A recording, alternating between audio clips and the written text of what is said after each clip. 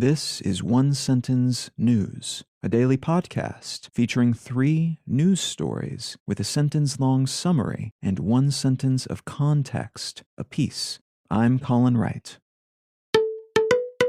It's Wednesday, January 5th, 2022. Let's talk about the news.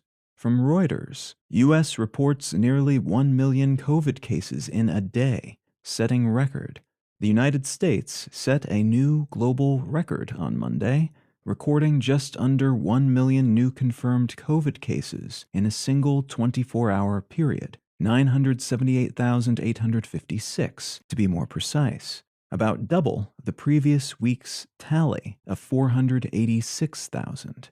Worth noting is that this number includes some cases documented over the weekend but not reported until Monday, which could increase the figure. But it doesn't include at-home test results, which almost certainly means it's leaving out quite a lot of positive tests that aren't being officially documented. Like many other countries, the U.S. is in the midst of an Omicron-stoked COVID infection wave, and while most of the data coming in supports the theory that Omicron will generally be less harmful to individuals in terms of medical outcomes, especially people who are vaccinated and who have received boosters, it's still leading to a lot of hospitalizations for folks who are either immunocompromised or who haven't received any vaccine-delivered antibodies. And because of the large scale of the wave, a lot of medical services are being overwhelmed, and a lot of industries, like airlines and schools, are having to shut down because everyone's caught COVID all at once. And in some cases, there's no one available to fly the planes or teach the kids.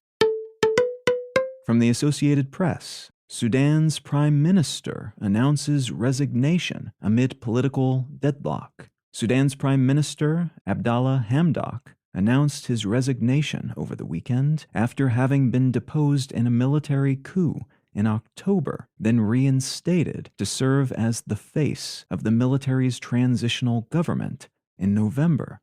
Hamdok said in a televised address that there needed to be a dialogue to break the political deadlock that seemed to be keeping the country from moving forward, but plans to restore democracy in Sudan were derailed with that October coup, and much of the political stalemate is focused on whether and to what degree the military will retain power in whatever government emerges next, which is a non-starter for some political parties and local pro-democracy organizations. And from the New York Times, mystery deepens as suspect is charged with setting South Africa's parliament on fire.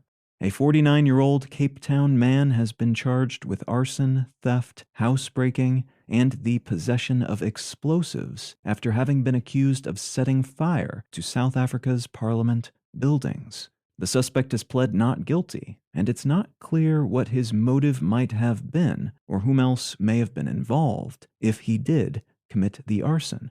The fire started on Monday afternoon and wasn't put out until early on Tuesday, and the complex in which these buildings are aggregated has been described as having been severely damaged by the fire, and the National Assembly building as having been, quote, gutted, end quote.